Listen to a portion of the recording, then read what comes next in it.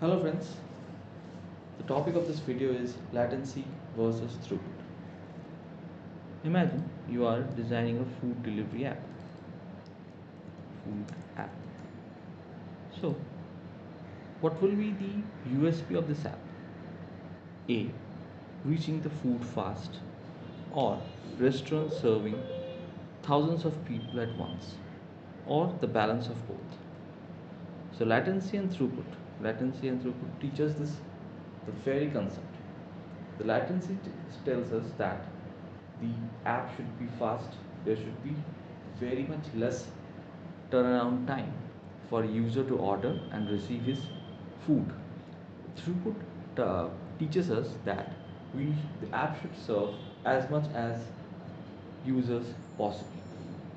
So in this video, we are going to get an in-depth knowledge about how these two works together, and with using them, how can we make our app very fast and effective. Okay, so let's begin. So the first topic of this video is latency. So what is latency? Latency means that the time it takes to process a single request. Think of it that how long it takes one task to be done. For example, let's say here is one, this is a client, and here we have a server. So suppose the client sends a request to server, and then after processing and looking into what is the need of the user, the server responds with a response. So latency is the time it takes from a request, time it takes to get a request from the client to reach server, process it, and the server to respond to the client. This whole cycle, is called latency, right? Think of it in case of a restaurant. You went to a restaurant, order some food, and it takes 10 minutes for that food to arrive to your table. So that is latency. You order the food, the it reaches to the chef prepares the food, and the food reaches to your table. The whole cycle is known as latency. So there may be some applications where we need the latency to be very less, and in other applications we don't bother much about how much it takes, as long as the work gets done. So we will get back to that once we clear with throughput. Then we will have a detailed discussion when to use latency and when to use throughput.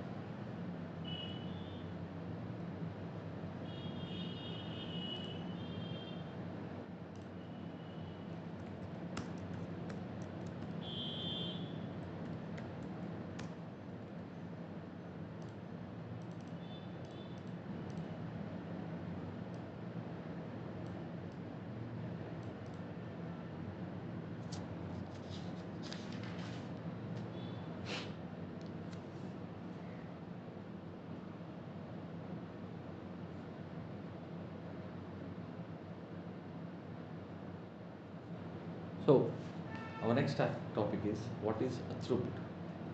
Throughput is how many requests or tasks a system can handle in a given period of time. Think of it as like how many tasks can we complete per second. Let's understand with the help of an example. So let's say this is server 1, this is server. The throughput explains that how many requests it can handle in a given period of time. Let's say we have designed a server that can handle around 4 to 5 requests in 1 second, and if we get another request, that is a 6 requests, then it gets nulled. We don't get a response for it. So the throughput of this system is 5 requests per second, and this is how we design a system. we have to balance between how much request it can get in a particular period of time, so that our server don't get heated or overwhelmed with a lot of tasks, because resources are important. A server runs on a lot of resources, and even if one of them fails, the whole system gets down. So we block the number of requests that we can take to safeguard those resources. If you want to get an example, then again think of it like a restaurant where the capacity of the restaurant is serving 10 people at a time. 10, it has 10 tables, so it can handle 10 requests at 10 customers at a time. So if there is more than that, then those customers have to wait in queue, so that once any of that table is free, the next client can goes in and enjoys his meal. Okay, so if you think of it, the relation between latency and throughput is very interesting. For example, that once suppose restaurant has 10 seats and all of them is empty. First customer comes, his response time is very less because all the chefs are free. The 10th customer comes, his response time will be bit more because the chefs will be busy with the 9 uh, previous customers. But for the 11th customer, it will be the most, because his request has not been served yet. It has not been acknowledged yet. So, any system is a mixture of latency and throughput. We can't have high latency and very high throughput altogether. We have to have a balance where we have to give priority to latency in few cases, to throughput in other cases, so that we have the maximum output from the system. So let's understand a few of the real world scenarios and judge where we need throughput and where we need latency. Now we will see when to favor what. We will have these 5 scenarios and we will look into it, for which case latency is priority and for which one throughput is the number one priority. So the first example that is we have is online gaming. Let's take an example of a very popular online game, that is a PUBG. Suppose you are just playing the game and you just shoot an enemy. So you want that it gets updated to the server and get back to you as soon as possible. Okay, and you just doesn't want to get lagged. You don't like to be get lagged in the game. So for an online game, the priority is always to have very less response time, that is less latency. Throughput matters, but having low latency is the number one criteria. So for online game, it is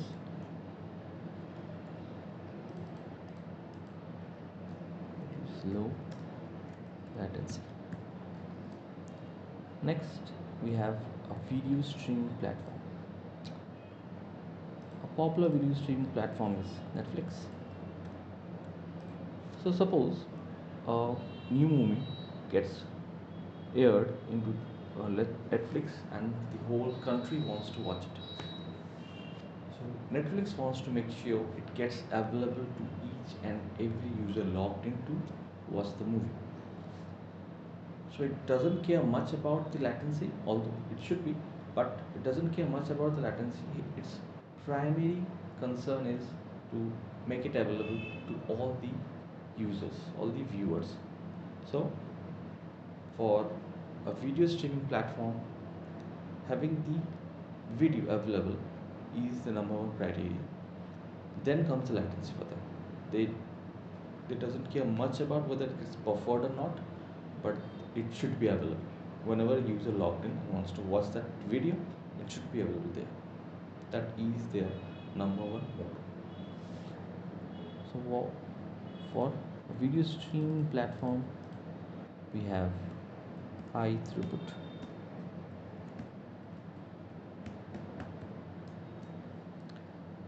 Next comes the video calls and voice calls. Again, we just having a video call with a friend, and if he says hi, we need to see that as soon as possible. Okay, there is no doubt about it. So, for voice call or video call, having high speed, no, not that is bufferless and seamless video call or voice call is the number one priority. So, for a voice call or video call, it's no brainer that it's low latency, is what they're concerned about.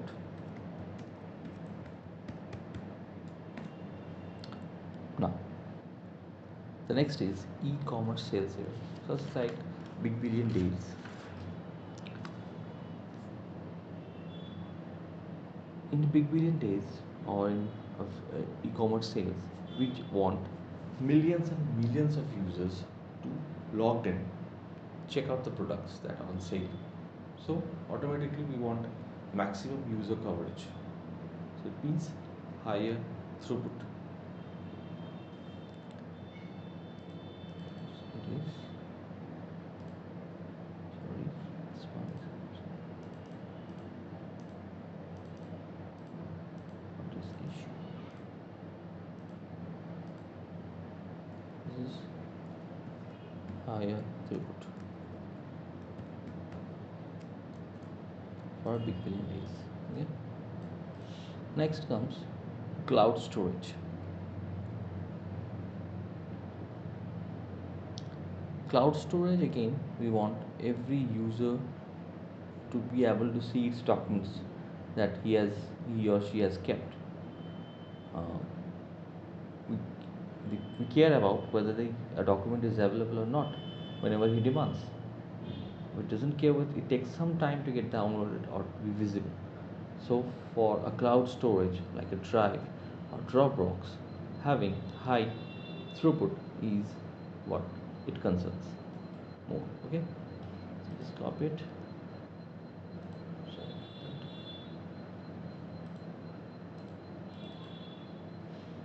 It is again high throughput. So we have seen when to favor what. But now the concern is, suppose we are building a system where we need low latency. How we can achieve it? Or we are making a system, we want a high throughput. How can we achieve it? So let's look into it in the next topic, how to improve latency and throughput.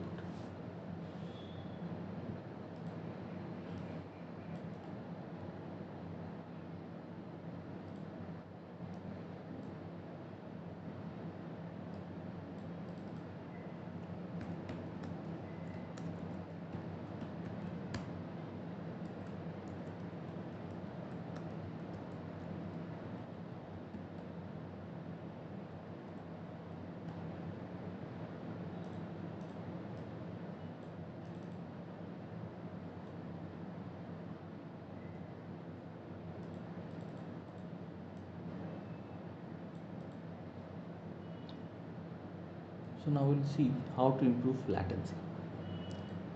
We all know latency means res- response time per request. Okay. So it is the time it takes to complete a request. So what techniques we can use?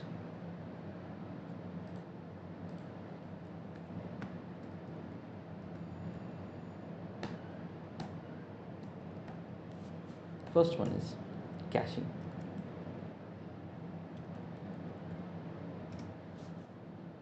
So what does caching means? Caching means that in a server, suppose, let me draw a server for you. This is a server, right?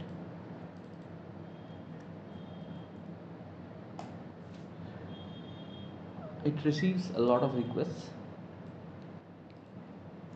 but if you just analyze it, there may be some requests which are very, very frequent. So for frequently asked request, the server can store them. It has to calculate. Suppose there is a request and it has to do some calculation. It does it and stores the result in its memory. So whenever that type of request comes, it quickly gives the response without going the process of in going into the process of calculation again. So this is called caching, to store the frequently requested task, and whenever that task comes, it just generates the response very quickly without going into the calculation again and again. So to improve latency, we can use caching.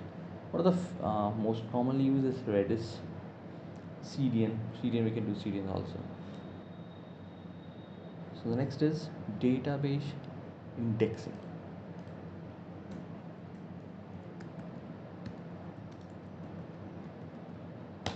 So what does indexing means?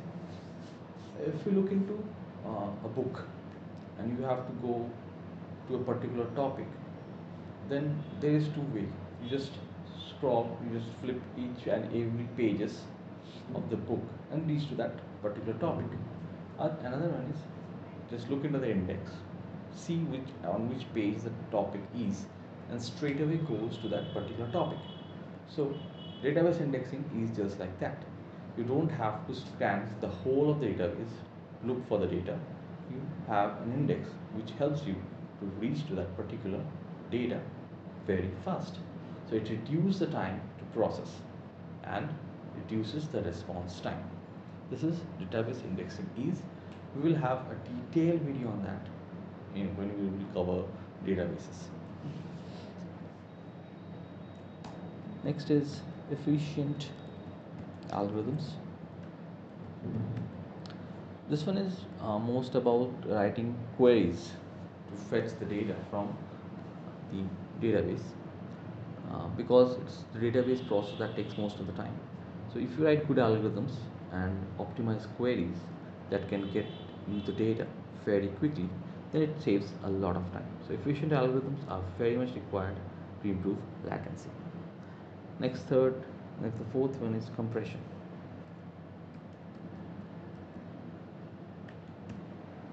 Compression is whenever you send a response, it comes with the data and some other overheads. If you include both, it's known as payloads. The bigger is the payload. Needs more time to get to the user, because higher payload gets divided to chunks. It takes different routes to reach to the user back. So if you have less payload, then they don't have to be get divided and it will reach faster to the user. So you compress the data and it will reach back to the user very fast. Last but not the least is better hardware.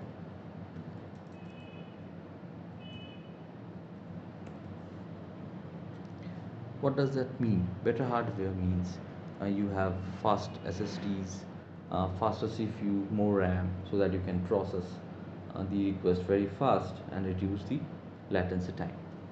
So this is what is that can be done to improve the latencies. Now, how can we improve the throughput? Let's duplicate it.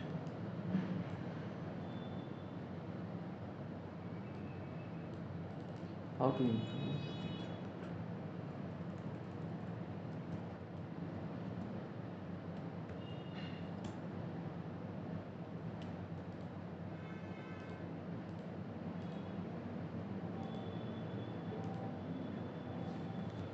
So now we will look into how to improve the throughput. So we know throughput is equals to the number of requests per second. Okay. So what are the techniques we can follow to improve the throughput?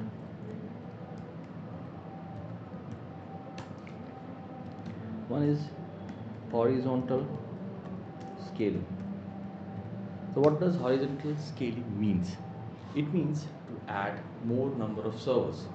In the first example, I have uh, shown you that suppose we have designed a server that can acknowledge 5 requests. For the sixth one, it won't be able to do it. But if we increase the number of servers, for example, we have now 10 servers, then we can acknowledge around 50 requests. So by horizontal scaling, we are increasing our ability to uh, acknowledge the number of requests. Okay. So next is batch processing. Okay. So batch processing means we can process multiple requests together. The common example is Spark, Kafka, where we are able to uh, acknowledge more processes, more requests, and process them together. That saves us a lot of time. We will have a video dedicated to it in the next coming videos. Um, these are the two main things for improving the throughput. Another one is asynchronous processing in queues.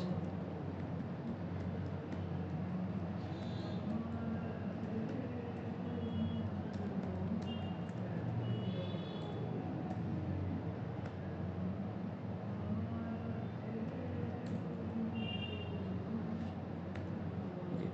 So asynchronous queues means we don't block for a particular request. We just make it asynchronous so that whenever the process will get done, it will send the request response back to the user, and we can move on to our next request. Hmm. And fourth, but very important, is database sharding, sharding or replication. We will have a dedicated video on it, but I just give you a brief view. Database sharding and replication is splitting the database across multiple DB nodes, so that whichever the node is nearer to the user, it will take data from that node and response it fast as well as be available. For example, if we have kept the data in one DB, okay. Instead of that, we can have this database split into multiple DBs, into multiple DBs. So what will it do is,